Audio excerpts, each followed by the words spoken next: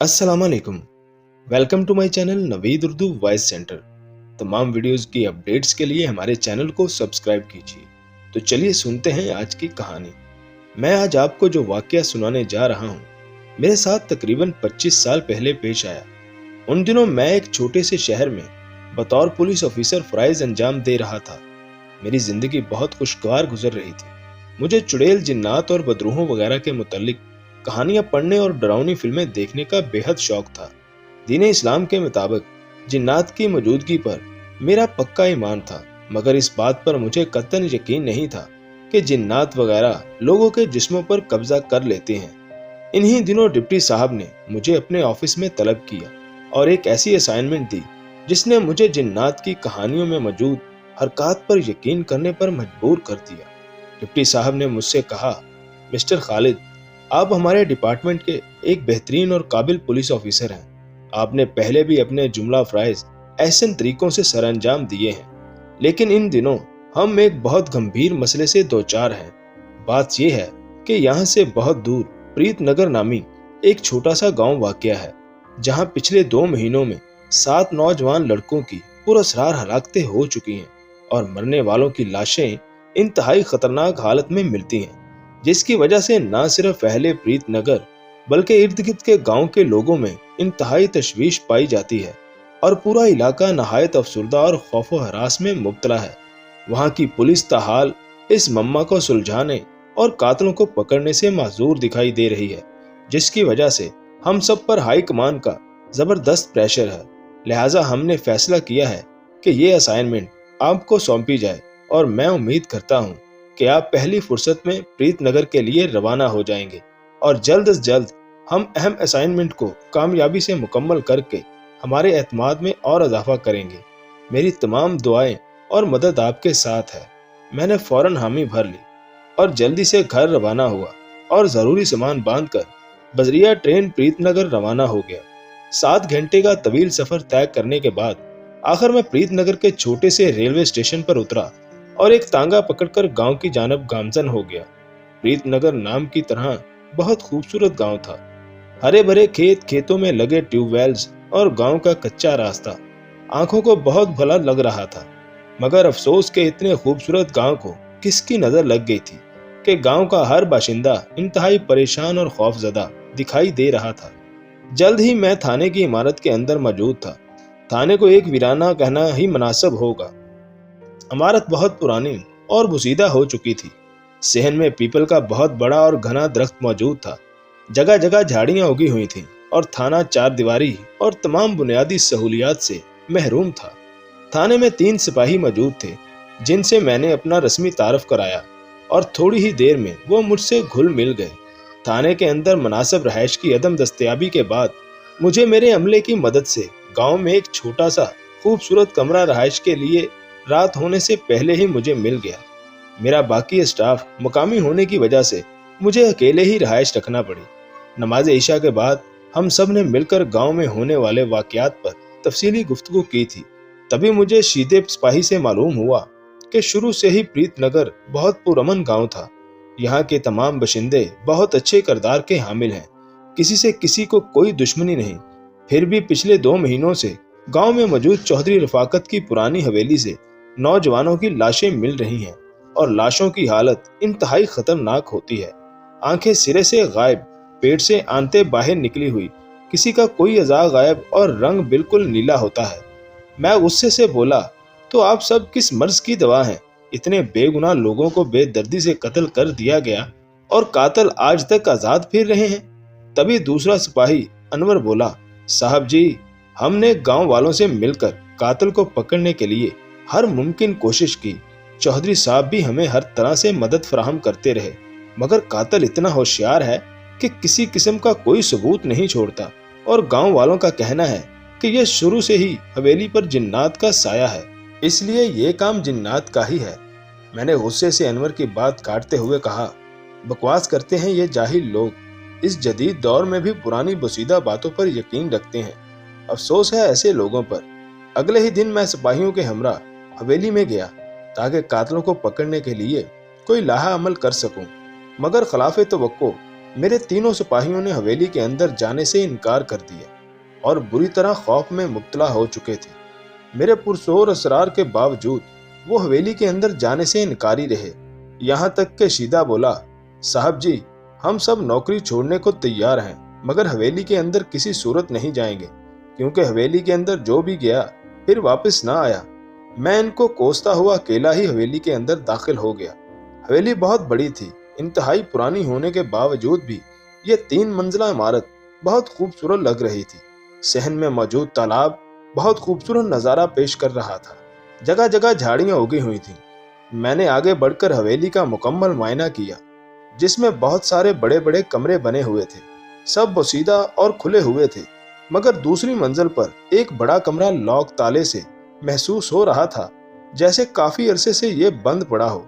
मुझे इस बंद कमरे को देखकर ताज्जुब हुआ। फिर वापसी पर मैं चौधरी रफाकत की कोठी पर पहुंचा, जो किसी जरूरी काम की वजह से पिछले 2 दिनों से गांव में मौजूद ना था। इसलिए मैंने इससे मिलना जरूरी समझा कि कार्रवाई मजीद आगे बढ़ाई जा सके। गांव वालों की नज़रों में चौधरी की बहुत इज्जत थी और बकौल इनके चौधरी बहुत नेक और मोअज़्ज़ज़ इंसान था, मगर मेरी नज़र में वो अच्छा इंसान ना था और मेरा दिल कहता था कि इन सब मामलात में चौधरी रफाकत का हाथ ज़रूर शामिल है। पेशा वराना तौर पर चौधरी से मुलाकात के दौरान मैंने कुछ ऐसी बातें नोट की जिससे मेरा शक चौधरी तक जाना लाजम था। चौधरी से मुलाकात खुशगवार माहौल में हुई और चौधरी ने मुझसे कहा, इंस्पेक्टर साहब, हमारे गांव को न जाने किसकी नज़र लग गई है। गांव के सब लोग अच्छे और दीनदार हैं और मैं भी गांव वालों को अपनी फैमिली की तरह प्यार करता हूं। इसलिए इंस्पेक्टर साहब, मैं हर तरह से आपकी मदद करने को तैयार हूं और आपसे दरख्वास्त करता हूं कि जल्द से जल्द कातलों को कैफे करदार तक पहुंचाने के लिए हर मुमकिन इक़दामात कीजिए और हमारे गांव को इस अज़ियत से बचाने में हमारी मदद कीजिए। मैंने चौधरी को बताया कि मैं आज आपकी पुरानी हवेली में गया था ताकि मुकम्मल मुआयना कर सकूं। वहां दूसरी मंजिल पर एक कमरा लॉक है, इसे तो खोलिए, हो सकता है इस कमरे से कोई सुराग मिल जाए। तो चौधरी ने जवाब दिया, इंस्पेक्टर साहब, ये वाक़यात तो पिछले 2 महीनों से शुरू हुए हैं और ये कमरा तो काफ़ी अरसा से बंद है।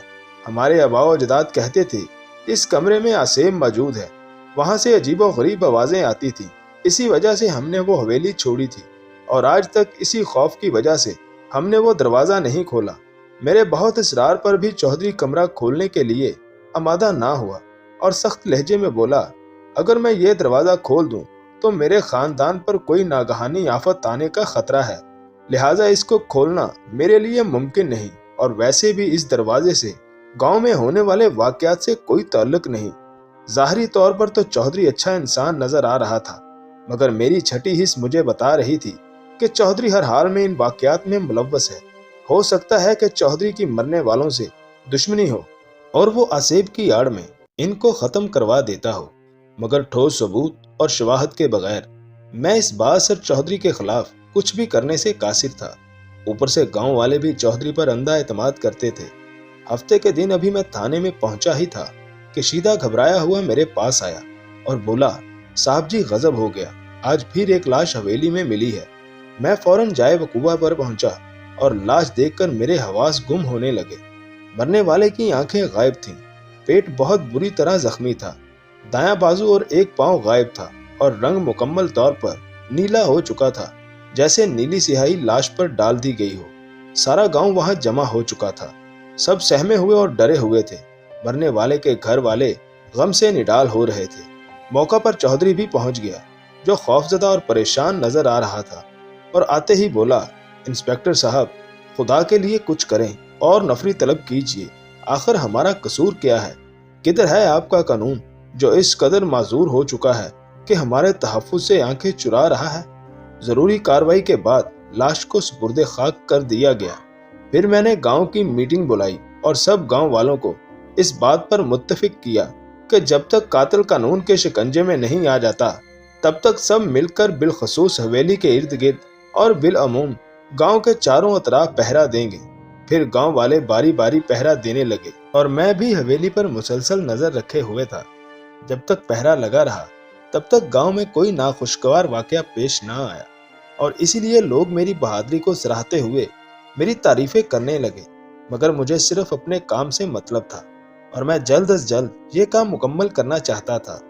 असर की नमाज अदा करने के बाद मैं थाने वापस जा रहा था कि रास्ते में एक उधेड़ उम्र औरत ने मुझे एक खत थमा दिया और बोली, साहब जी, खत पढ़ने के बाद जवाब जरूर लिख दीजिएगा और मैं कल इसी वक्त इसी जगह लोगों की नजरों से बचकर आपसे जवाबी खत ले जाऊंगी। और जाते हुए बोली, इंस्पेक्टर जी, खत अकेले ही पढ़िएगा, और हंसती हुई चली गई। मैं थाने जाकर अब तक होने वाली सारी कारकर्दगी लिखने लगा ताकि इसे हेडक्वार्टर भेज सकूं। ज्यादा काम की वजह से खत पढ़ना मैं भूल ही गया। नमाज इशा के बाद अपने कमरे में जाकर मुझे खत का ख्याल आया तो मैंने फौरन से इसे खोलकर पढ़ना शुरू कर दिया, जिसकी तहरीर कुछ यूं थी। खालिद, अस्सलाम वालेकुम। जब से आप हमारे गांव आए हैं, मैं आपकी बहादुरी, अक्लमंदी और अच्छी आदत की वजह से दिल से आपकी इज्जत करने लगी हूँ। सारी सारी रात मुझे नींद नहीं आती और मैं आपको याद करती रहती हूँ। मुझे लगता है जैसे आपसे प्यार करने लगी हूँ। मेरे पास अल्लाह का दिया हुआ सब कुछ है, मगर मुझे सिर्फ आपकी मोहब्बत की ज़रूरत है। लिहाजा बराए मेहरबानी मेरी मोहब्बत को कबूल करके खिदमत का मौका दें। पूरी ज़िंदगी आपकी बांदी बनकर रहूँगी। वस्सलाम, सिर्फ आपकी सोनिया। मैंने खत पढ़ते ही सोचा, अभी एक मुसीबत टली नहीं और दूसरी आने को तैयार है। वैसे भी इन दिनों मुझे प्यार वगैरह से कोई दिलचस्पी ना थी। मैं प्यार वगैरह को सिर्फ ड्रामा समझता था और गांव के लोग मेरी बहुत इज्जत करते थे, इसलिए मैं अपने लिए कोई मसला खड़ा करना नहीं चाहता था। इसलिए मैंने खत का जवाब देना मुनासिब ना समझा और अगले दिन बूढ़ी औरत से कह दिया, अपनी मालकन से कहो कि मैं प्यार और मोहब्बत पर यकीन नहीं रखता, इसलिए मुस्तकबिल में मुझे कोई खत ना लिखें। हमने मिलकर पूरा 1 महीना सख्त पहरा दिया तो गांव में कोई भी नागवार वाकया पेश ना आया, जिसकी वजह से मुझे पूरा यकीन हो गया कि कातिल जो भी है इसका ताल्लुक किसी गांव से है, क्योंकि पहरे में हमने हर तरफ कड़ी नजर रखी हुई थी। रफ्ता रफ्ता पहरे को नरम कर दिया गया। वैसे भी गुजरते वक्त के साथ लोगों के दिलों से भी कुछ दहशत कम होने लगी थी। अभी थोड़े ही दिन गुजरे थे कि एक और लाश हवेली के तालाब से मिली, जिसकी हालत पहले से भी ज्यादा खौफनाक और दिल दहला देने वाली थी। मैं सख्त हैरान हुआ कि तकरीबन 1.5 महीने में कोई मसला नहीं हुआ, मगर जैसे ही थोड़ी नरमी की, फिर चालाक कातिल ने घिनौना काम कर दिखाया। अब तो मुझे 100% यकीन हो गया था कि ये सब कुछ चौधरी ही करवा रहा है, क्योंकि पहरे में कमी करवाने में चौधरी पेश था। पूरे गांव में जैसे सफ़े मातम बिछ गई हो। हर शख्स नहायत अफसरदा नजर आ रहा था। हर तरफ हौ का आलम था। लोग जैसे हंसना भूल गए हों। चारों अतराफ सन्नाटा छा गया था। हर किसी को अपनी जान की फिक्र पड़ रही थी कि न जाने कब किसकी बारी आ जाए। और वैसे भी जब किसी गांव में दर्जन के करीब जवान लड़के इंतहाई सफाकी और बेदर्दी से कत्ल कर दिए जाएं, वहां खौफ ना हो तो क्या होगा। नमाज ज़ोहर के बाद मैं अमरूदों के बाग में से गुजर रहा था कि अचानक चौधरी की इकलौती बेटी सोनिया मेरे सामने आ गई। आज पहली बार मैंने इसे इतने करीब से देखा था। वो इंतहाई खूबसूरत थी। मैं अभी इसे देख ही रहा था कि वो अंदाजे शोखी से बोली, इंस्पेक्टर साहब, मैंने आपका क्या कसूर किया है? मैं तो आपकी राहों में पलके बिछाए रहती हूँ और आप हैं कि मुझसे नजरें ही नहीं मिलाती। खुदा के वास्ते इतने जालिम ना बनिए, कुछ मेरा भी ख्याल करें। मैंने गुस्से से सोनिया को समझाया कि गांव में लोगों के घर उजड़ रहे हैं, लोग वहशत की तस्वीर बने हुए हैं और तुम्हें इस नाजुक घड़ी में इश्क सूझ रहा है। जाओ अपना काम करो और मुझे मेरा काम करने दो। और वैसे भी ये प्यार वगैरह सब ड्रामा बाजी है। बस 2 दिन का बुखार है, जल्द ही उतर जाएगा। मेरी बातें सुनकर वो रो दी और बोली, खुदा गवाह है कि गांव में होने वाले वाकयात से मैं खुद भी बहुत परेशान हूँ। मरने वाले सब मेरे भाइयों जैसे हैं, मगर ये कमबख्त दिल को भला कौन समझाए। इसका ये अंदाजे बयान मेरे दिल में जगह बनाने में कामयाब हो गया, मगर मैं इसे वहीं छोड़कर थाने पहुंच गया। रात को मुझे नींद नहीं आ रही थी। मैं सोच रहा था कि गांव में जो क़यामत सुगरा बर्पा हुई है, इसने कितने घरों के चिराग गुल कर दिए हैं। आखिर लोगों का क्या कसूर है? जितने भी लोग मारे गए, थाने में इनका कोई भी रिकॉर्ड मौजूद ना था। वो सब अच्छे इंसान थे, फिर इन्हें इतनी बेदर्दी से क्यों कत्ल कर दिया गया? अचानक मेरे जहन में एक तरकीब सूझी कि क्यों ना मैं किसी रात अकेला हवेली में जाऊं और बंद कमरे को खोलूं। शायद मुझे कोई सुराग मिल सके, क्योंकि मुझे पूरा यकीन था कि चौधरी का इन हलाकतों में जरूर कोई किरदार है। फिर न जाने कब मेरी आंख लगी और मैं नींद की आगोश में चला गया। दिन तेजी से गुजरते रहे, मगर हर मुमकिन इक़दामात के बावजूद कातिलों का कोई सुराग नहीं मिल रहा था। चौधरी ने हवेली को मुकम्मल तौर पर सील कर दिया था, इसलिए अब कोई भी हवेली में नहीं जा सकता था।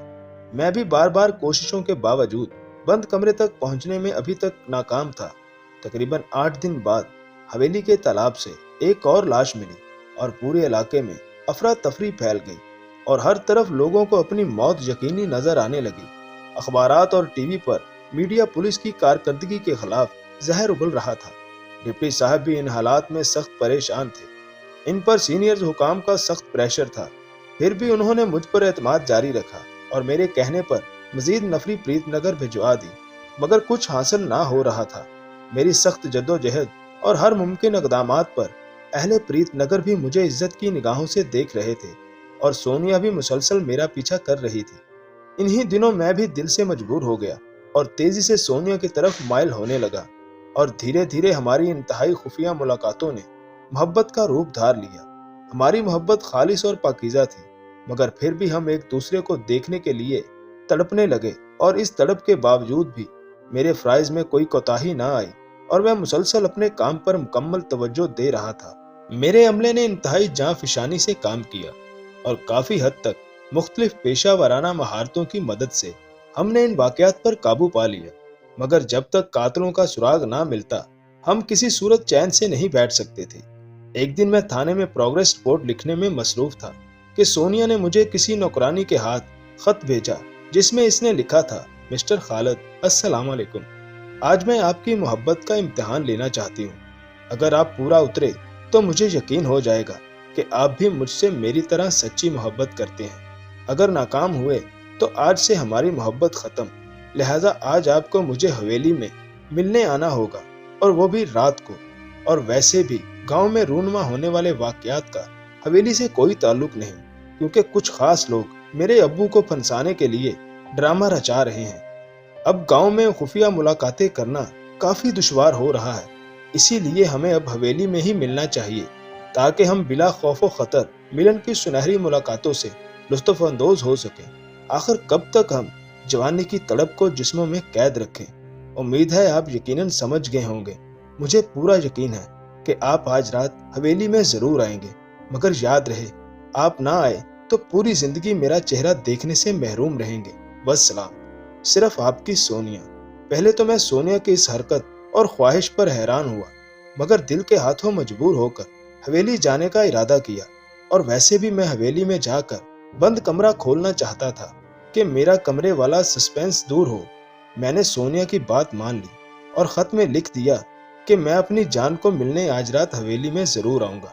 रात के 11 बजे मैं अपने कमरे से निकला और बहुत एहतियात से हवेली की जानिब चल पड़ा। गर्मी बहुत ज़्यादा थी, हर तरफ खौफ का आलम था। हवेली गांव से ज़रा बाहर बनी हुई थी। रास्ते में बहुत बड़ा कब्रिस्तान था, जिसके करीब से गुजरते वक्त दिल ज़रा सा खौफ महसूस कर रहा था। मगर एक तो महबूब से मिलने की ख्वाहिश, मगर दूसरा कमरे का राज जानना मेरे लिए बहुत बड़ी बात थी।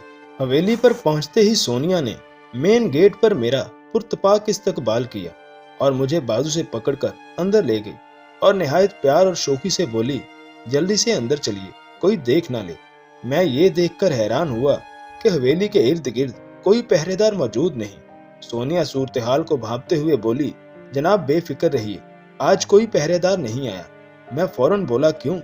तो वो मेरे बिल्कुल करीब आकर बोली, क्योंकि आज हमारे हकीकी मिलन की रात है, इसलिए। और मुझे निहायत प्यार से हवेली की दूसरी मंजिल पर मौजूद इसी बंद कमरे के दरवाजे पर ले गई और बंद कमरे का ताला खोलने लगी। मैंने फौरन कहा, सोनिया, चौधरी साहब तो कहते हैं कि इस कमरे को हमने कभी खोला नहीं और इसके खुलने से हमारे खानदान को नुकसान पहुंचने का अंदेशा है। तो वो बड़े प्यार और मोहब्बत भरे लहजे में बोली, जनाब ऐसी कोई बात नहीं। असल में इस कमरे में हमारे बुजुर्गों ने बहुत सारा खजाना छुपा रखा है, सिर्फ इसीलिए इसको हमेशा बंद रखा जाता है। मैं कुछ बोलने ही वाला था कि इसने प्यार से मेरे लबों पर हाथ रखकर मुझे बोलने से मना कर दिया। सोनिया आज बहुत खूबसूरत लग रही थी। कमरा अंदर से बहुत खूबसूरत था। खिड़कियों के ऊपर बहुत खूबसूरत पर्दे लटक रहे थे। टेबल, रोशनदान, सोफे, कुर्सियां और खाने पीने के लिए इस्तेमाल होने वाले थोड़े से बर्तन भी कमरे में मौजूद थे और फर्श पर पेश कीमत कालीन बिछा हुआ था, मगर कमरा बिजली से महरूम था। अलबत्ता रोशनी के लिए लालटेन मौजूद थी, जिनकी मदम रोशनी में बैठकर हम प्यार और मोहब्बत की बातें कर रहे थे। इस वक्त मैं खुद को दुनिया का खुशकिस्मत तरीन इंसान तस्वर कर रहा था कि सोनिया जैसी खूबसूरत और जवानी के नशे से भरपूर लड़की का मुझे कुर्ब हासिल है। बातें करते करते अचानक सोनिया उठी और बोली, मिस्टर खालिद, माफ कीजिए, मैं आपकी खिदमत में कुछ पेश करना तो भूल ही गई। वो धीरे से बेड से उठी और टेबल पर पड़े जग से कुछ भर कर गिलास लाकर मुझे अपने प्यारे हाथों से पिलाते हुए बोली, लो जान, जूस पिए। गिलास मुंह के करीब आते ही मुझे महसूस हो गया कि ये शराब है। मैं हैरत से सोनिया की तरफ देखते हुए बोला, सोनिया, ये क्या है? तुम मुझे हराम और गंदी चीज पिला रही हो। तो वो फौरन बोली, बेशुमार हिजर की रातों को सख्तियां झेल कर अब मिलन की रात आई है, तो तुम इनकार क्यों करते हो? अगर मैं तुम्हारे कुर्ब के हसूल के लिए इस खौफनाक हवेली में सिर्फ तुम्हारी खातिर आ सकती हूँ, तो तुम मेरे लिए शराब नहीं पी सकते? मैंने इसके नशीले लबों की तरफ देखकर कहा, सोनिया, मैं तुम्हारे लिए जान भी दे सकता हूँ, मगर खुदा के लिए मुझे शराब से दूर रखो। तो वो अपनी लंबी जुल्फों को चेहरे से हटाकर बोली, ओके, शराब ना सही, मगर शबाब तो चलेगा ना। और मुझे बेड पर लिटाकर बोसो किनार करने लगी। सुना था जवानी दीवानी होती है, इसीलिए मैं भी हवस की नदी में बहने लगा। सोनिया होशो हवास से बेगाना मुझसे लिपटी हुई थी और फिर मैंने भी आज हर हद पार करने की ठान ली थी। अचानक सोनिया ने बढ़ते हुए हाथ रोक लिए और लुढ़क कर बेड से फर्श पर जा गिरी। फौरन मैं भी सोनिया को उठाने के लिए लपका और इसे उठाकर बेड पर बिठाया और गिरने की वजह पूछने लगा तो सोनिया बोली, यार कोई मसला नहीं, अचानक चक्कर आ गया था, मगर तुमने अपने गले में अल्लाह के नाम वाला लॉकेट पहन रखा है, प्लीज इसे उतार दो। अब ऐसे काम के दौरान इतनी पाक और मुबारक हस्ती का नाम जिस्मों से टकराना तो गलत बात है ना। मेरी नजर लॉकेट पर पड़ी तो मुझे फौरन होश आ गया और मैं जल्दी से उठकर शर्ट पहनने लगा तो सोनिया जल्दी से बोली, प्लीज ये लॉकेट उतार कर जल्दी से मेरी बाहों में आ जाओ और बरसों से लगी मेरी प्यास बुझा दो। मगर मैं बोला, नहीं सोनिया, ये गलत काम है, हमें अल्लाह ताला की आयद करदा हदूद से गुजरना नहीं चाहिए। सोनिया मेरी मिन्नतें करने लगी, मगर मैं वापसी के लिए इसरार करने लगा, क्योंकि अब मेरा ज़मीर और ईमान दोनों जाग चुके थे। इतने में सोनिया उठी और बोली, बराह मेहरबानी, जल्दी से लॉकेट उतार दो, वक्त तेजी से गुजर रहा है, मैंने घर भी जाना है। और मेज की जानब बढ़ने लगी। लालटेन की मदम रोशनी में मैंने पीछे से सोनिया को देखा तो अचानक मेरी नज़र इसके पाँव पर पड़ी, जो उल्टे थे। मेरे तो होश ही उड़ गए। मैं आंखें फाड़े इसे देख रहा था।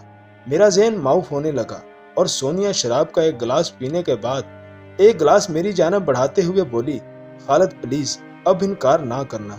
मगर मैं बुरी तरह डर चुका था। खौफ से मेरा जिस्म कांप रहा था, हाथ पांव ठंडे हो रहे थे, दिल इतनी तेजी से धड़क रहा था जैसे अभी सीना फाड़कर बाहर निकल आएगा। सोनिया मुझसे कह रही थी, जान क्या हुआ, इतने परेशान क्यों हो? मगर मेरी आवाज बंद हो रही थी।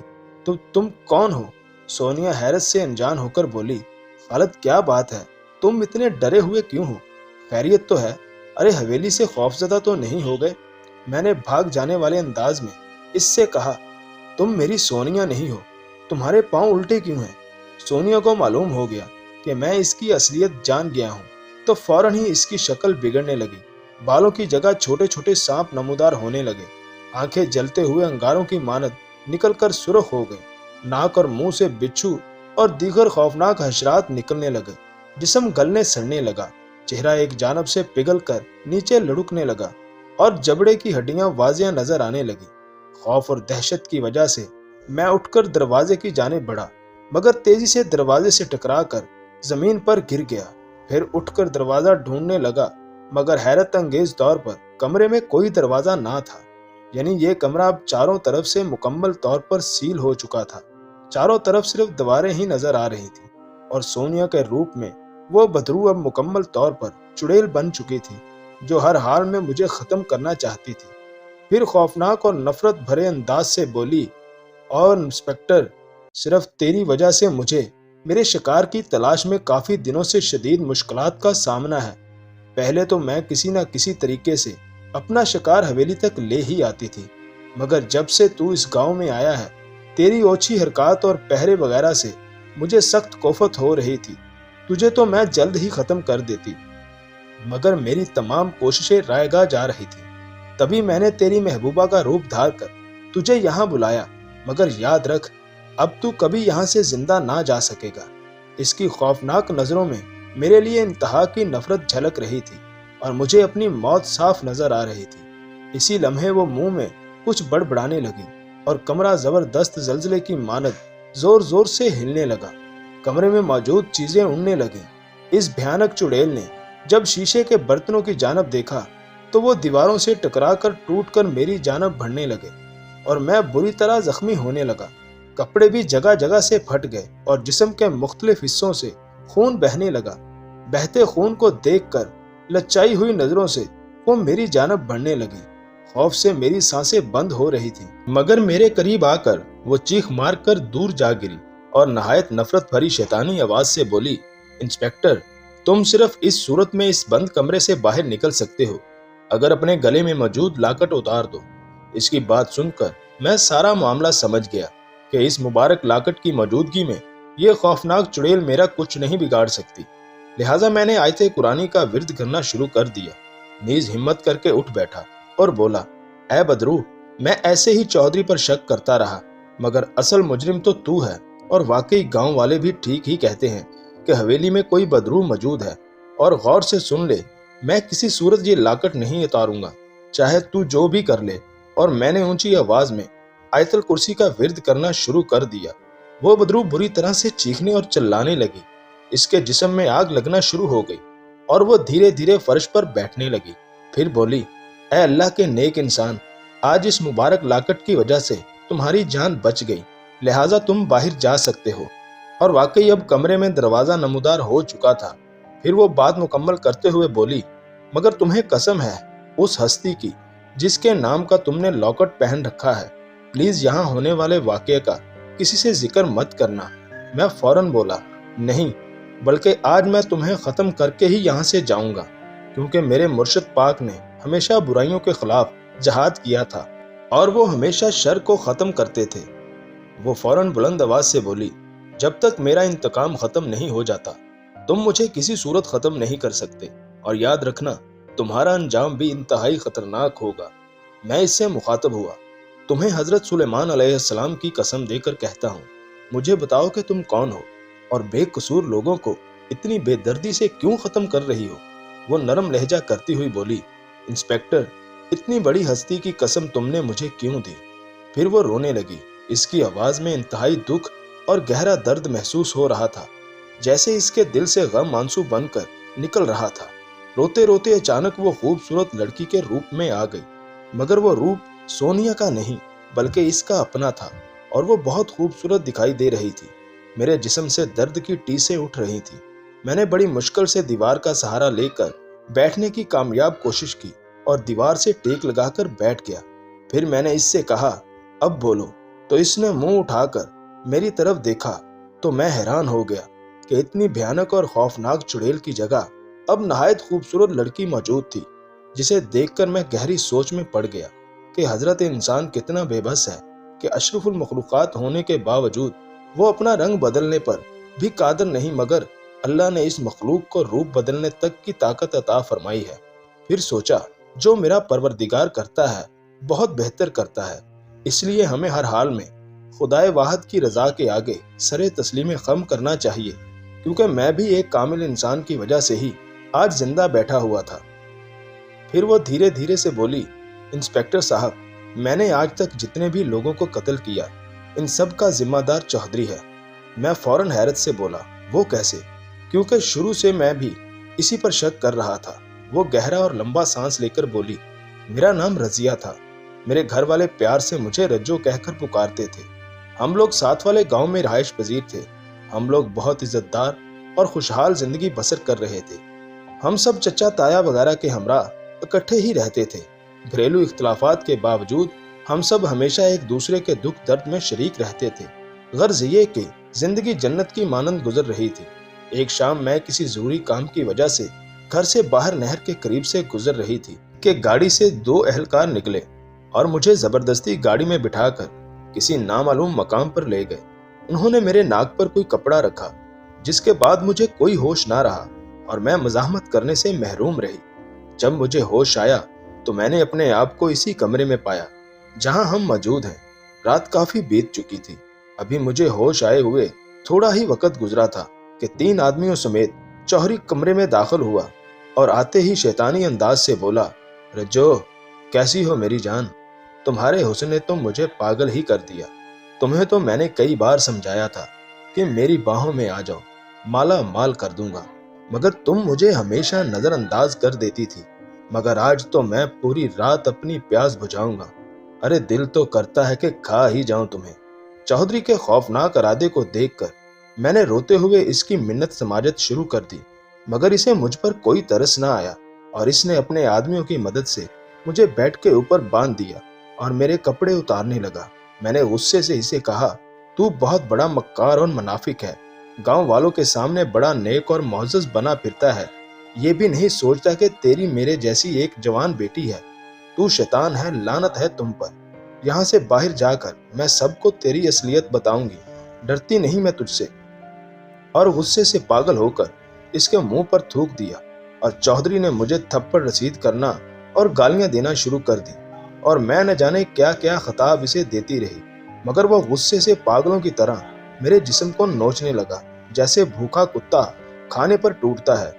بے غیرت نے دل بھر کر اپنی ہوس پوری کی اور پھر باقی تینوں کتوں کو مجھ پر چھوڑ کر براہ راست گھنونا منظر دیکھتا رہا اور شراب پیتا رہا۔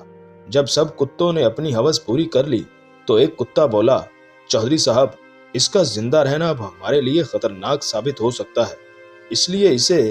چودھری نے بات کاٹتے ہوئے کہا، مار ڈالو اس کتیا کو اور اسی بیڈ کے نیچے گڑھا کھود کر دفن کر دو اور اوپر بیڈ رکھ دو، پوری زندگی کسی کو اس کی خبر تک نہ ہوگی۔ سالی مجھ پر یعنی چودھری رفاقت پر تھوکتی ہے۔ پھر مجھے بے دردی سے قتل کر کے اسی بیڈ کے نیچے دفن کر دیا گیا۔ اتفاق سے وہ رات اماوس کی رات تھی اور اسی نسبت سے شیطان اس رات حویلی میں کسی خاص عمل اور مقصد کی وجہ سے موجود تھا، جس نے کسی خاص عمل کی وجہ سے میری روح پر قبضہ کر لیا اور مجھ سے کہنے لگا، تمہیں بدلہ لینا ہے ان تمام حرام زادوں سے جنہوں نے تمہیں مکمل طور پر برباد کر دیا، مگر یاد رکھنا تم اس حویلی کی 4 دیواری سے باہر نہیں نکل سکو گی۔ البتہ میں اپنی شکتیوں سے تمہیں ایک خاص شکتی دیتا ہوں، وہ یہ کہ تم کسی بھی عورت کا روپ دھار سکو گی اور ٹوٹ پڑو اپنے دشمنوں پر۔ تب میں نے ان تمام لوگوں کو ختم کرنے کا ارادہ کیا جو ہر کسی کی عزت سے کھیلنا اپنا مشغلہ سمجھتے ہیں۔ میں روزانہ سوچ سوچ کر روتی تھی کہ میرے والدین اور خاص طور پر میرے اکلوتے بھائی کا میری عدم موجودگی میں کیا حال ہوگا۔ لوگ تو یہی سمجھتے ہوں گے کہ شاید میں کسی آشنا کے ساتھ گھر سے بھاگ گئی ہوں۔ گاؤں والوں نے میرے متعلق طرح طرح کی باتیں کر کے میرے گھر والوں کی زندگی اجیرن بنا دی ہوگی۔ ہائے میرے گھر والے! پھر میں نے باقاعدہ اپنے کام کا آغاز کیا اور پھر سب سے پہلے میں نے اپنی خاص شکتی سے ان تینوں کتوں کو حویلی میں بہت خوبصورت لڑکی کے روپ میں بلایا اور وہ بغیرت ہوس کے مارے یہ بھی بھول گئے کہ انہوں نے یہاں کسی بے گناہ کو بے دردی اور صفاقی سے قتل کر کے دفن کیا ہوا ہے۔ لہٰذا میں باری باری ان ہوس کے ماروں کو قتل کر کے حویلی کے تالاب میں پھینک دیتی تاکہ لوگوں میں خوف و ہراس اور بے چینی دیکھ کر مجھے تسکین ملے۔ میں نے بہت کوشش کی کسی طرح چودھری رات کے وقت حویلی میں آ جائے، مگر وہ بے حد ہوشیار ثابت ہوا۔ اسے کسی خاص عامل کی وجہ سے معلوم ہو چکا تھا کہ گاؤں میں ہونے والے واقعات میں کسی بدروح کا ہاتھ ہے اور وہ صرف رات کے وقت ہی کسی کو نقصان پہنچا سکتی ہے، اس لیے وہ کسی صورت میں حویلی نہ آ سکا۔ میں جلد ہی ہوس کے مارے لوگوں کو ٹھکانے لگانے لگی۔ لوگوں کو ورگلانے کے لیے روپ بدلنے والا ہتھیار میرے بہت کام آیا۔ کبھی میں کسی خوبصورت لڑکی کا روپ دھار لیتی اور کبھی ان کی محبوبہ بن جاتی، جس کی وجہ سے شکار آسانی سے میرے چنگل میں پھنس جاتا اور پھر دھیرے دھیرے یہ بے غیرت لوگ اپنے انجام کو پہنچ جاتے اور شکار کا خون شیطان پیتا اور وہ مجھے مزید شکتیاں دیتا۔ باتیں کرتے کرتے وہ خاموش ہو گئی اور اپنے والدین کو یاد کرنے لگی اور رونے لگی۔ اور میں سوچنے لگا، حیرت ہے ایسے لوگوں پر جو اللہ کی عائد کردہ حد سے تجاوز کرتے ہیں اور صرف چند لمحوں کی لذت کی خاطر اپنی زندگی گنوا دیتے ہیں۔ نیز یہ کہ زنا کی اتنی خطرناک اور بھیانک سزا ان کو دنیا میں ہی مل گئی تو آخرت میں ان کا کیا بنے گا؟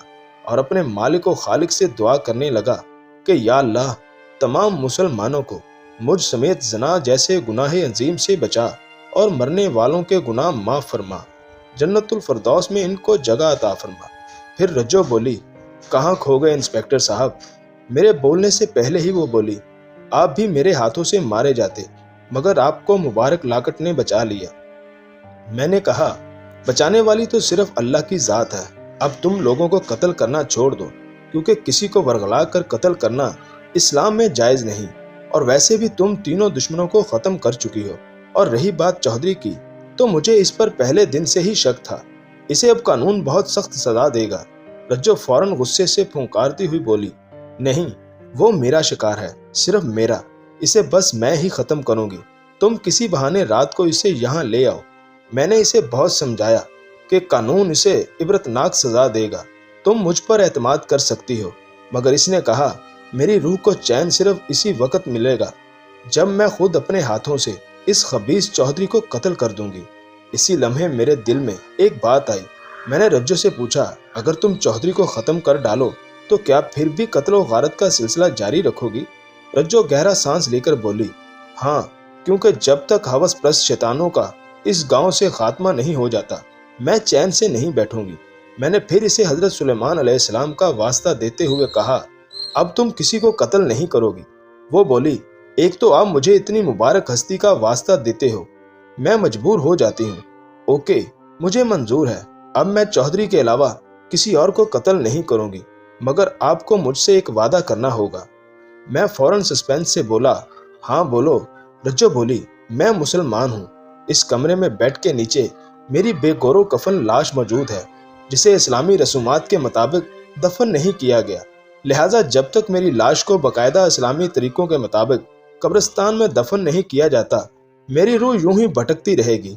تو میں نے رجو سے کہا، تم مجھے اپنا سمجھ کر مجھ پر اعتماد کرو، میں اس وعدے کو ضرور پورا کروں گا، مگر تمہیں بھی میری بات ماننا ہوگی۔